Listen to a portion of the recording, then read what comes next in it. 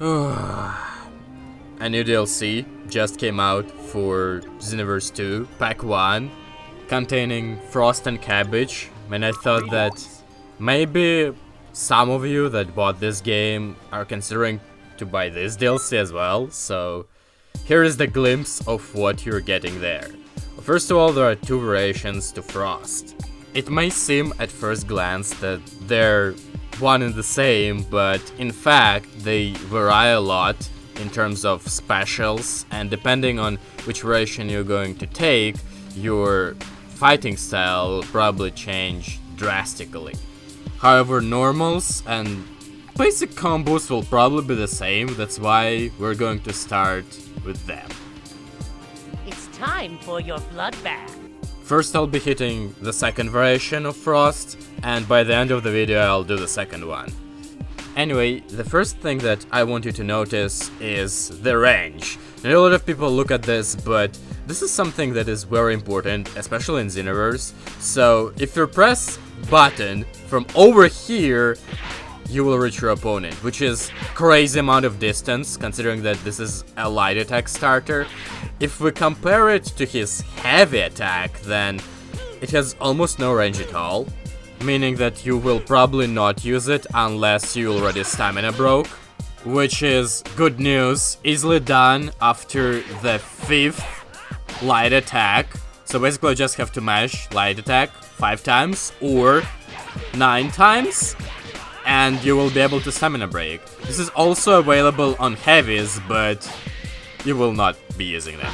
He is also very flexible on back attacks, however the ender for his light combo does restrict you from doing so, so be careful if opponent tries to vanish during this time, because he will punish you.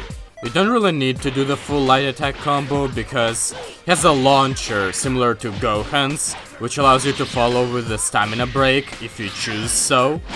Overall looking, whenever you see Frost launching your opponent, you will probably be able to cancel it into the vanish using one stamina bar and doing a stamina break, which is really good no matter what the character.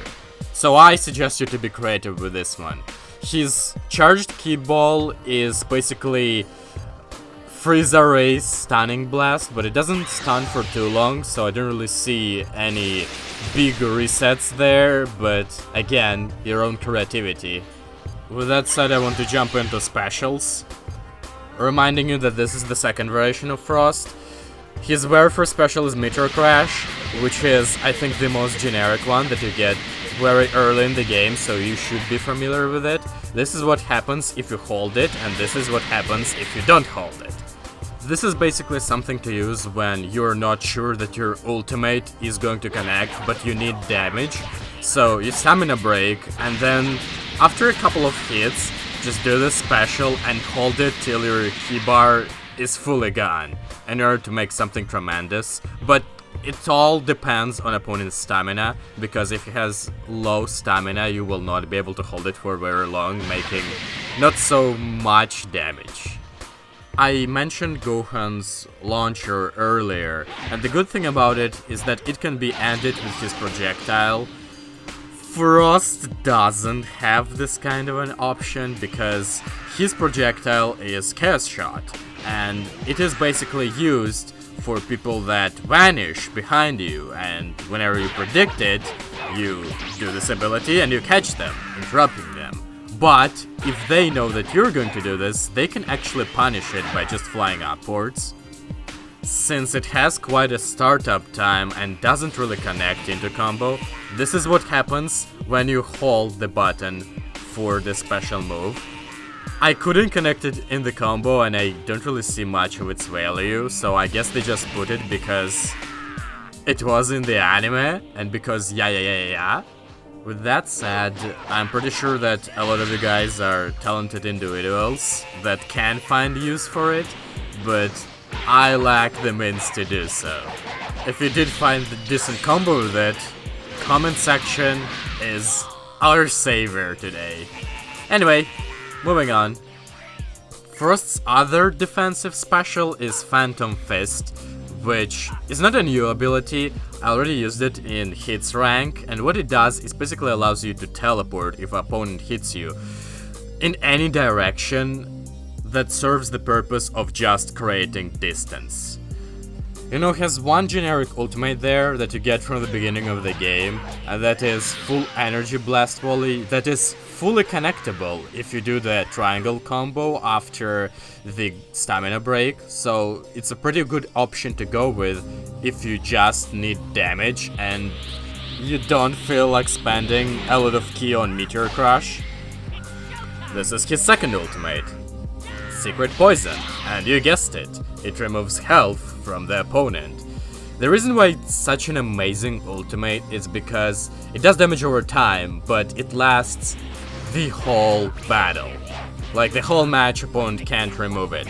Even if you strike him the second time, it doesn't stack, but it doesn't go away either. So your tactics is to land it once and then just focus on the damage. You can even focus on just running away, and opponent will get in a less advantage, theoretically, I guess. There is one problem though, and that is if I remove Frieza's health full down right now, something is going to happen. Something that don't usually happens when the time runs out, or if you battle for a very long time. But let's say somehow this happened. So let's see what happens if Frieza has no health. Will the poison kill him? Okay, spoiler alert, it won't. But at least it's 0.1% health. Okay, I was talking mainly about the second variation of the character, the evil one. Now let's talk about the good one, and the reason why I call it the good one is because of the lines of dialogue. I'm honored to have been chosen. I'll do whatever it takes for peace. My underhanded techniques are my most effective ones. Is there a prize for defeating you? Let's both give this our best. The backflip. You would kind of think that this is a great evading move.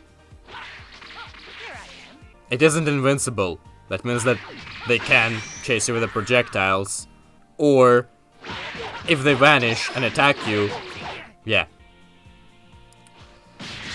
Or maybe the meteor blow is such an amazing move that it does almost no damage on a chain, drains shitload of ki, and can be vanished after.